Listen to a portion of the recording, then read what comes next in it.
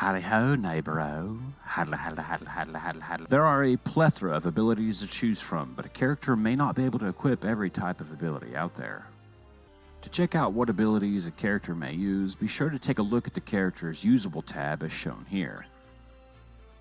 To reiterate, if you wanted to use Full Break, a 5-star support ability, then find a character able to wield 5-star support abilities.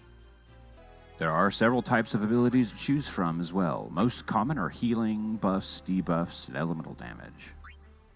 At level 65, some characters may acquire the ability to unlock new abilities from record spheres, requiring job motes which can be obtained from mote dungeons, events, and Kite's treasure trove. This can be very powerful for some characters, allowing them to dip into other powerful abilities they may not normally be able to wield.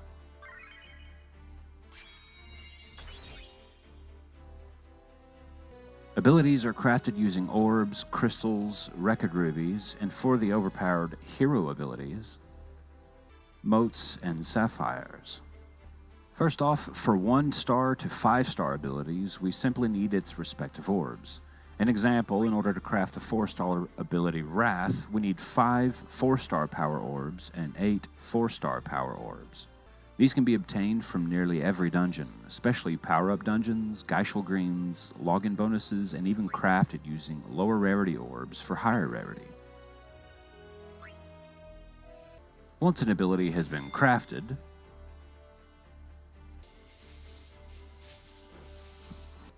we may equip it to any compatible character we so choose.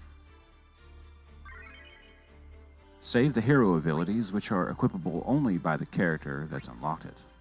We may also upgrade each ability up to 4 times, requiring double the orbs or crystals used for crafting. Honing abilities increases the amount of times we may use it during a dungeon. Note that hero abilities require about half the mats used for upgrading regular 6-star abilities for maximum honing, saving a little on our stockpile of orbs and crystals. Speaking of 6-star abilities, we're going to need 6-star crystals for this, and unlike 1 to 5-star orbs, we can't craft these, at least not yet. Still obtained from most dungeons, and even the power-up dungeons, login bonuses, and the like, they're still not that much harder to obtain. Aside from the required mats, there are 3 ways to obtain 6-star abilities. First, we have the Nightmare dungeons. Upon completion, we unlock its respective record crystal, one of the other mats needed to craft these Nightmare 6-star abilities. These abilities can be crafted only once, as we don't have any method of obtaining duplicate record crystals in the Nightmare as of yet. Secondly, record rubies, obtained mostly by higher difficulty dungeons, can be exchanged for 6-star ability record crystals. These two can be obtained only once, so choose wisely. Until last year or so, these were much more difficult to obtain, but not so much anymore. I actually have more rubies I know what to do with at this point, and to be honest, another exchange for these in Kite's treasure trove would be welcome. Anyways, lastly, record spheres for characters that can unlock 6-star abilities they can't normally use without unlocking this node, actually crafts the ability upon unlocking it. This only requires job motes, very easily obtained in Kite's treasure trove and mote dungeons, and unlike the first 2 methods, as long as you have multiple characters that have these types of nodes, it can be unlocked for each character, crafting the ability each time, allowing more than one of said ability. Finally, we have the ultimate hero abilities, crafted only by a ton of 6-star motes and record sapphires, as well as meeting several other criteria, such as unlocking several other nodes on the record board. Sapphires can be obtained by exchange of Anima Lens Plus, very rare, as you may only get these by obtaining high rarity duplicate relics from specific relic draws or very high difficulty dungeons. Not only are these difficult to obtain, but they may only be equipped by the character that's unlocked it, as the ability itself is tailored to the respective character.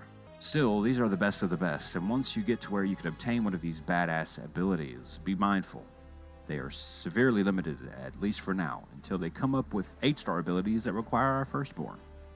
Well, now we know how to craft them, but what about classifications and utilities? Before crafting an ability, I like to take a look at the character's information. What legend materia do they have, as some increase the effectiveness, or allow us to double cast, or even triple cast. I'll take a look at their soul breaks, which may increase the power of certain types, allow us to double cast, or trigger a follow-up ability, and the list goes on. I also check what the character can use, or what they may use once a certain record sphere has been unlocked. For instance, if a character has a legend materia that has a chance to double cast a knight ability, and a soul break that increases holy damage, it would be wise to craft a knight ability with the element holy, benefiting both from the materia and soul break. Frugal business owners and dollar store aficionados call this a 2-for-1. Alright, let's take a look at some of the most used abilities and their utility. Ultra Cure heals for a ton and as soon as the target, removing any status effects like poison or sleep. Full Break decreases all major stats of a target, allowing our team to deal more damage and take less damage as well. This will even remove any major stat increases for the enemy might have gained during the fight. This is less effective at higher difficulties where it tends to only be about 30% effective, but still not a bad choice. Wrath and Life Siphon both greatly charge the soul break gauge. Each use is about 1 gauge worth. Entrust allows a character to give their current soul gauge charge to another character. Combo with Wrath or Life Siphon and you have an effective battery, allowing you to spam a character's soul break over and over. Bard and Dancer abilities mostly debuff the enemy or buff the party. These vary from increased critical hit chance, damage increase, and break type debuffs. These are mostly interesting because they stack with nearly any other buff in game. Imperil type abilities decrease the enemy's resistance from a certain element, stacking up to 6 times. You can effectively make mostly any enemy weak to a certain element, given enough stacks. Imperil abilities are mostly seen in machinist type abilities, but there are others with these Imperil effects as well. Dispel. It's interesting to me how essential this is in some fights and how rare Dispel effects are, even in all of the varying soul breaks that exist. This removes Protect, Shell, Haste, Regen, and other similar buffs from the enemy. A lot of enemies put up all of these buffs all at once, and if you don't have a way to dispel it, well, it's going to be a long fight, one that you may not win. Haste Ga, Protect Ga, and Shell Ga. These may seem simple but are essential to a good composition. All of these buff the party at a single use. Some parties may not need all of these, or any of them, due to having a glint or soul break able to throw these up much the same way. Though not all parties can cover all of these, so having at least one party member on the team to fill the gap and able to keep whichever one you need up at all times is a must. Haste cuts wait time in half.